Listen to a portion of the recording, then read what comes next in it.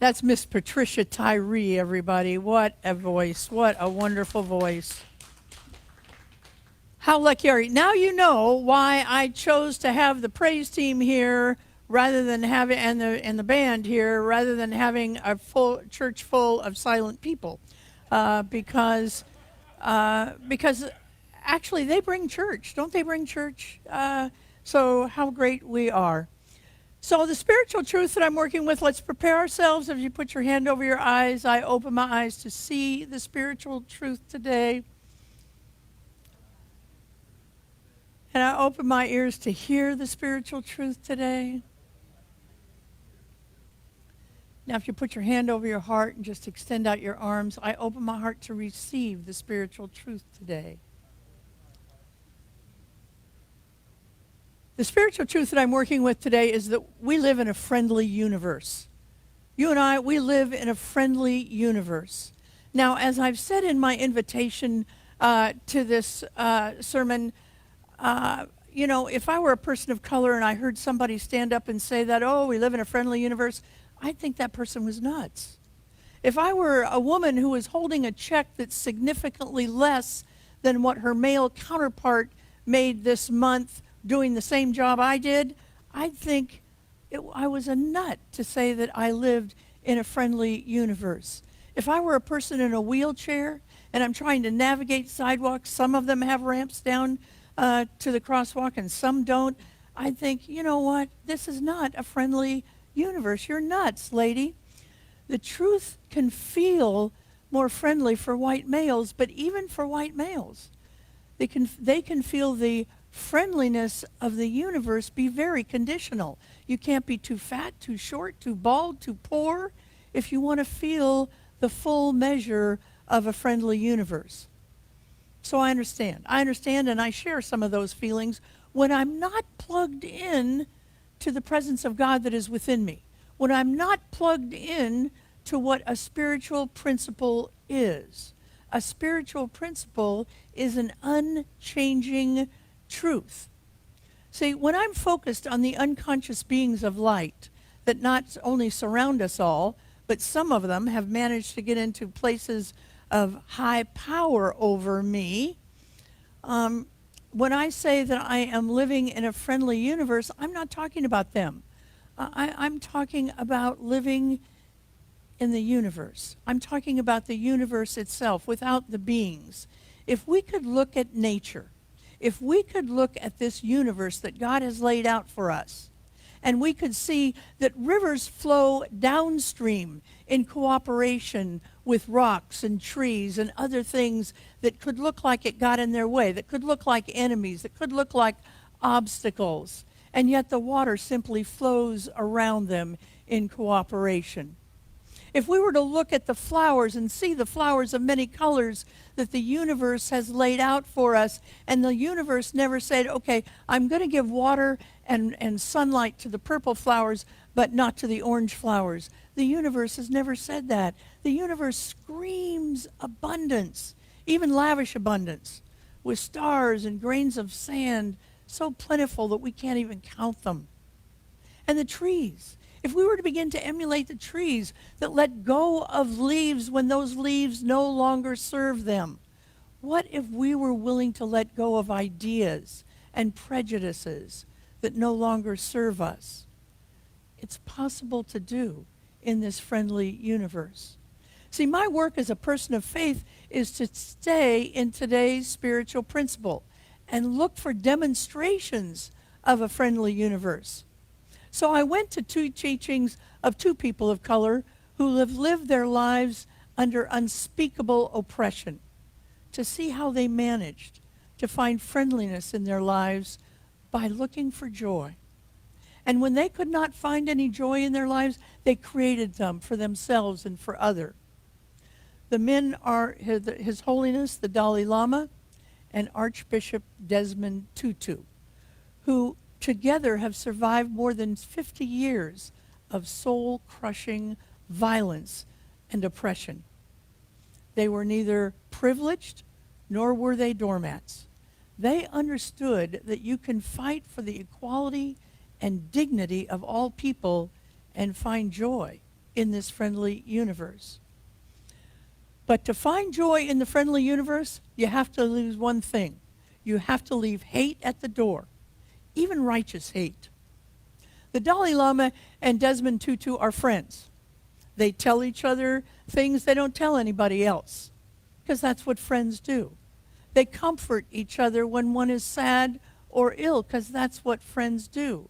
And they talk plenty of smack at each other, too, because that's what friends do. Recently, they met for a week of conversations about how to find joy in life's suffering. And author Douglas Adams sat there and took notes. And he put it in a book called The Book of Joy, Lasting Happiness in a Changing World. And when they were asked how they found joy in a world of turmoil, in a world of war, of starvation, of police violence, of pollution, of babies in cages, of corrupt politicians, of genocide, Archbishop Tutu responds this way in the book.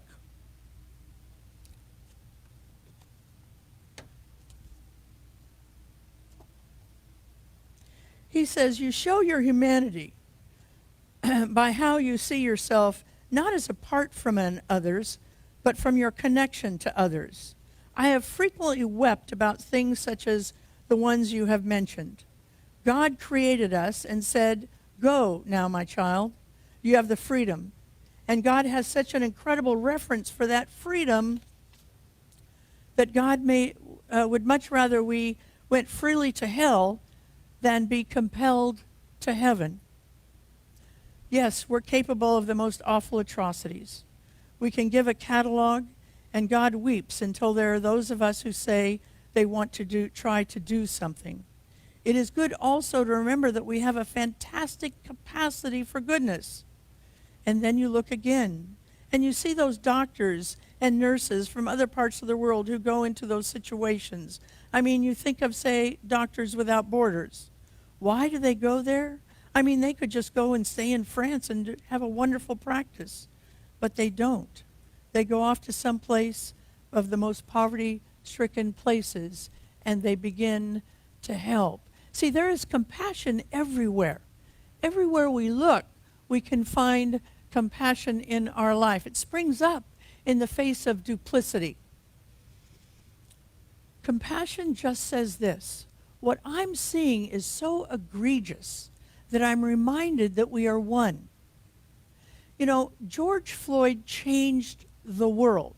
I was telling Reverend Rick this morning, I think George Floyd should be on Time magazine as the Man of the Year because he has changed the world. We're seeing it now in small towns all over and in big towns and cities. People are marching. People are saying, I've had enough. I read an article recently about a small town in the Midwest where a small group of mostly white people, the town is like 1,200 people, and it's got 99% white people, and yet they are marching up and down their main street with signs that say Black Lives Matter. Compassion is springing up. Now, I can't imagine how enraging it is for people of color to understand that it took a TV documentary of a man dying for 8 minutes to stimulate that compassion. But at least it happened. And now you and I, we need to capitalize on it. It is possible to be compassionate and not be a doormat. It is possible to do our work to create positive change and bring joy into our lives.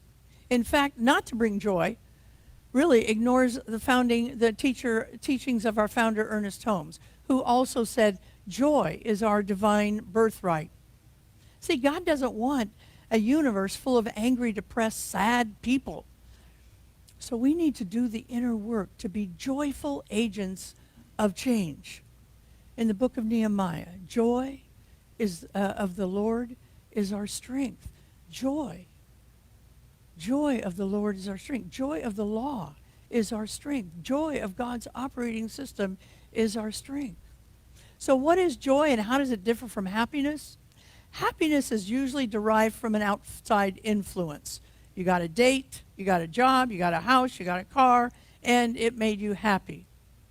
Joy is derived from an inside commitment to our values. Maybe you learned something new that you didn't know before, and it brought you joy.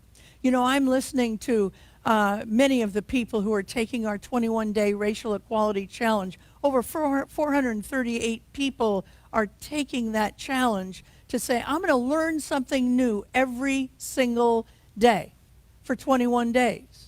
And we gave them an opportunity to pick and choose some things to learn. And every one of them have said, I feel so much joy. I thought I would feel less ignorant and more educated, but I'm also feeling a joy I never expected. Sometimes we feel a joy when we're kind to somebody. And you know that feeling, you've been kind to somebody and it just makes you happy. You feel joy in your heart. Sometimes you feel joy when you're leaving the gym.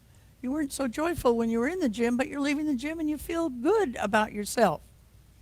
Joy is one of those words that's a little hard to describe, but we all know what it feels like. In his book, Archbishop Tutu and the Dalai Lama come up with what they call the 8 pillars of joy, 8 foundations of joy. I'm going to take 2 this week and 6 more in a couple of weeks. Remember, joy is a quality of God that is always within you. And our job is to unleash that joy so we can experience it. And maybe even more important than experiencing it is to share that joy that we have. The 8 pillars are here simply to do that, to stimulate that joy that is always within us. The first 4 pillars are to stimulate our mind. The last 4 pillars of joy are to stimulate our heart. So the first pillar is perspective. So many of us, including myself, are conclusion jumpers. We jump to conclusions with half the information all the time. To find joy in our lives, we have to look at our injuries from different perspectives. Both Archbishop Tutu and Dalai Lama have suffered unbelievable dignities, including the Dalai Lama exiled from his beloved homeland and Archbishop Tutu having to live under apartheid. And both said they found joy after putting each experience into a perspective. Was it easy for them? No. And it won't be easy for us either. But both said they were better advocates for themselves and other people when they had joy in their hearts. See, we can be fierce and strong advocates for oneness and still be joyous people. First of all, we have a better chance of advocating for situations correctly if we take a moment to see it from all angles. My favorite example of this, and I've told this story before, it's from Byron Katie in her book. And what she says is, we should be careful about believing our own stories. She said she went into a public bathroom in an airport. And she went into a stall, and as she's going in, she hears this woman singing beautiful while she's washing her hands. And she goes into the stall that the woman came out of, and there's water all over the seat. And immediately, her joy turns to anger, and she's furious. And she makes up a story. She said, well, I think that person is probably a transvestite and came in here and peed all over the seat. And so she cleaned it up, went to the bathroom, flushed the toilet, and water came up all over the bowl and she realized, oh my God, and she just stood there and laughed at herself because she can jump to a conclusion. See, she, like me, is all too quick to think we know what's behind our fury, to know what's behind our sadness. Viktor Frankl said that our perspective toward life is our final and ultimate freedom. Our perspective literally has the power to keep us alive or to cause our death. I've told so many stories over the years in sermons of people who were told by their doctor when they will die. This is how long you have, and this is how long they took. And then when the doctor told them they should die, they died. I've told stories also of people whose doctor never told them when they were going to die. Same condition, live for much longer in our life.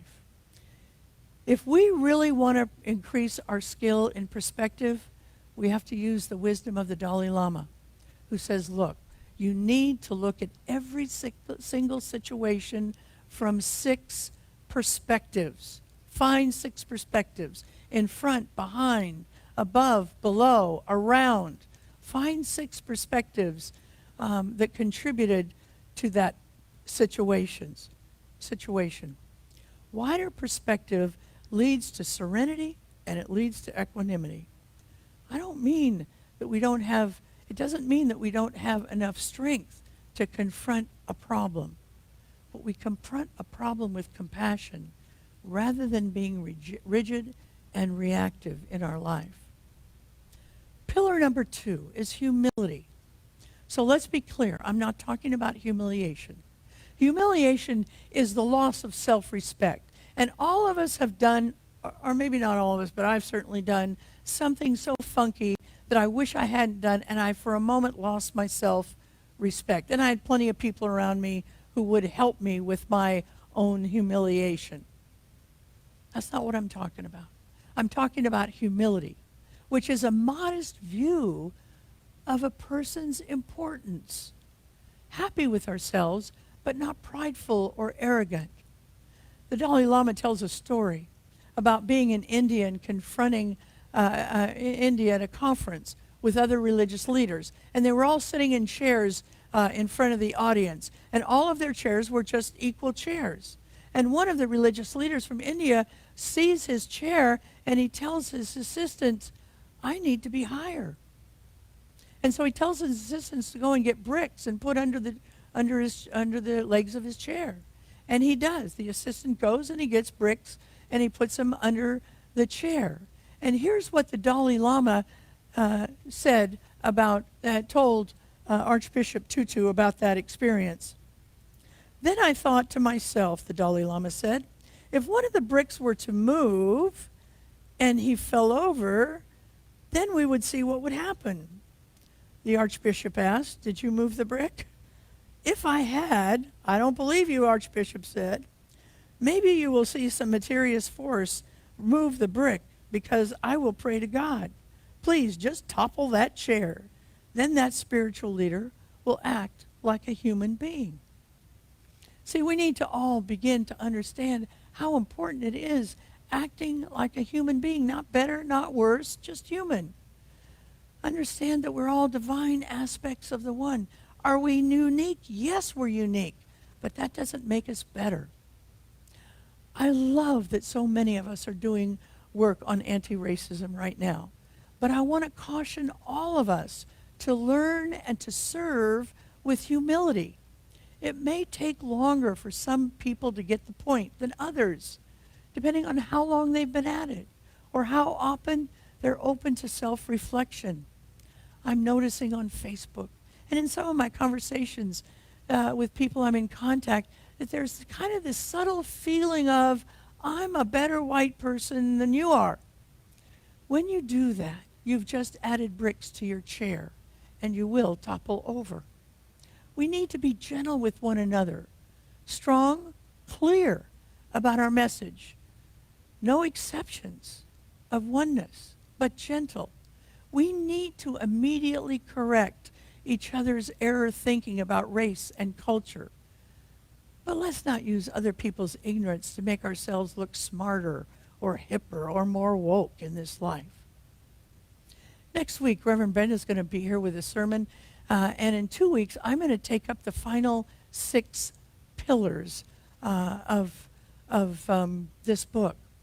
If in the meantime you can go out and get this book or get it delivered on Amazon or however you get your books, I think it's a powerful, wonderful read for all of us to experience more joy in our life, to learn how to get authentic joy, not that silly joy that sometimes people do when you can see their heart is breaking, when you can see the anger and the seethingness, and they have this joyful affect. No, I'm talking about deep and abiding joy that will help us be better people, be better spiritual people, be better citizens in our lives, be better partners to our mates, to be better parents to our children, to be grandparents to our children and grandchildren.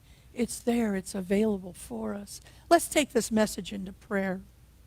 There's only one power. It's the power of love. Whatever you call that power, it's the power of love. If we can begin to focus on that power, on the power of the universe that is with us all the time, on the power of these teachings of science of mind that says there are spiritual principles that fly in the face of what our eye can see, but they're still true. If we can focus on those, we give thanks. We release this word into the prayer, into the law, and together we say, and so it is.